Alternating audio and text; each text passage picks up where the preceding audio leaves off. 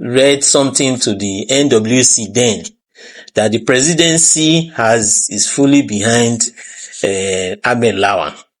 Then there was those upheavals and all of that. So when Tinubu now emerged and Tinubu, got into power, one of the things he wanted to do was to remove Abdullahi Adamu, because Abdullahi Adamu was not neutral as the chairman of the APC, supported his opponent, and now that he has won and is now the president, he demanded the resignation of Abdullahi Adamu. So that is how Abdullahi Adamu was kicked out. Now, people from the North Central region have been agitating that as Abdullahi Adamu left, another person from the North Central region should have been made chairman, not Abdullahi Ganduje, who is from Kano State and who is from the Northwestern region. And in the election, there are in the North Central region are claiming that they contributed a lot towards the emergence of Tinubu as the president, and so they fell short, changed when instead of picking another person from the North Central region, Tinubu went for Ganduje. So that North Central factor has been there. And now that Abdullahi Ganduje has been removed, there is this play that the North Central region should produce the next chairman. And the candidates have been mentioned, like Senator Amakura from Nasarawa State, former governor, Senator George Akume, who is the Secretary of Federal Government from Benue State, from North Central region. Then a senator from Niger State has also been mentioned. Niger State also from the North Central region. So there is this calculation that there is this North Central factor that played into the removal of Ganduje. Then another thing is that if the removal of Ganduje, who is the chairman of the Northwest, opens the Northwest for vice presidential tickets, because if Abdullahi Ganduje is the chairman of the APC, if Tinubu, of course, he was going to win the primaries, of APC, if Tinubu now wants to pick a candidate, he cannot pick from the Northwest, because the chairman, which is a key position, is from the Northwest. So the Abdullahi Ganduje leaving opens up that Northwest slot for a possible VP ticket. The spokesperson to the president, Bayo Nanuga, have said that it is the president that reserves the right to pick his running mate.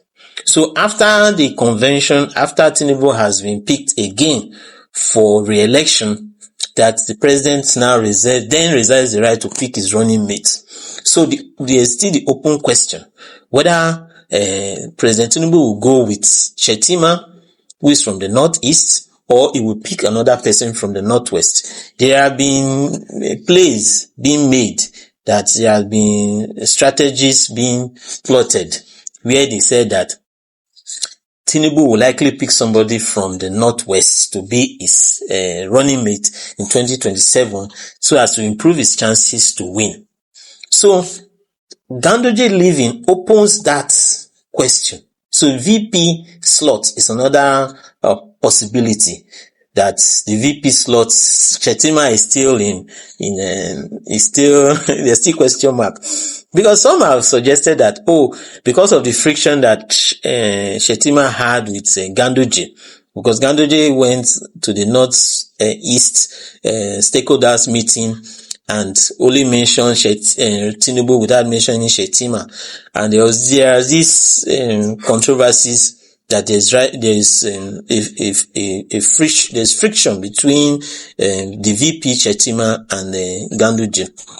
But that's not necessarily, I don't think that's not necessarily the case. Because now that Ganduje has left, it opens the Northwest region for a possible VP ticket, which is not something that would benefit Shettima in the long run. So this one still puts things, there's still a lot of question mark with Shettima.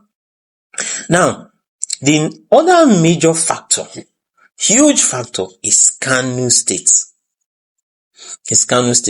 Kano State is from the northwest region. It's one of the most populous states in Nigeria. Kano is in the KKK states. Kano, Katsina, Kaduna. They are largely populated states in the northwestern region. And Kano is important as to who emerges president, because the votes from Kano can really make a difference. Now, Kano is being led by an opposition figure. There is a behemoth opposition figure in the name of Senator Rabi Musa Kwankwaso, who is the leader of the Kwankwasiya movement. He is the NNPP, and the governor of Kano State, Abba Yusuf, is in NNPP. Now, Kwankwaso has been quiet. There has been recent issues in the news that people expected Kwankwaso to talk, but he'll be quiet. He has been relatively silent. So there has been this speculation for a long time. Even in the early days of Tinubu's presidency, there's been this speculation that Kwankwaso could defect from NNPP to APC. There's been that factor. And so some are saying that the resignation of Ganduje could be because to open way for Kwankwaso to defect to the ruling party APC. Why is that? Why? Because there's a bitter rivalry between Ganduje and Kwankwaso. And it's been reported that Kwankwaso said the main condition for him to leave NNPP to join APC is for Ganduje to leave the position as chairman. As long as Ganduje is chairman, he will not defect to APC. And if President Tinubu wants that block of votes from Kano State and wants the support of Kwankwaso and the Kwankwasiya movement, then Ganduje has to leave. Why this rivalry? Ganduje used to be a loyal aide, a loyal supporter of Kwankwaso. When Kwankwaso was first governor of Kano State from 1999 to 2003, Ganduje was the deputy governor. And when he lost his re-election and he couldn't continue as governor and he went to federal, Ganduje went with him. With the help of Kwankwaso, Ganduje was able to secure federal appointment. Now, Kwankwaso lost to Shekarau, who was now governor for 8 years, from that 2003 to 2011.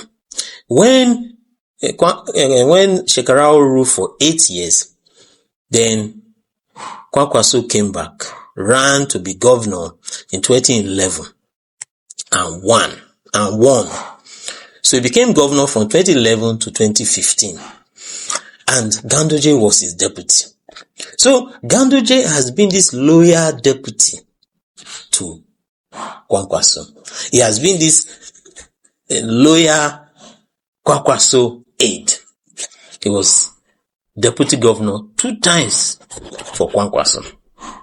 So when Kwankwaso was ending his term in prior to 2015, he wanted somebody who would be loyal to him to be governor.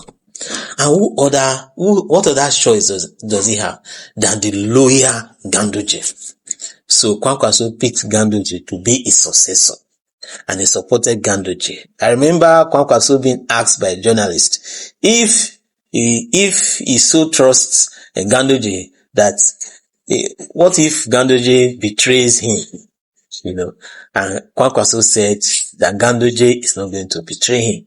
And Kwankwaso had reason to believe that because, Ganduje has been his loyal aide for years, and then he left, Ganduje won, Kwankwaso became a senator and went to Abuja.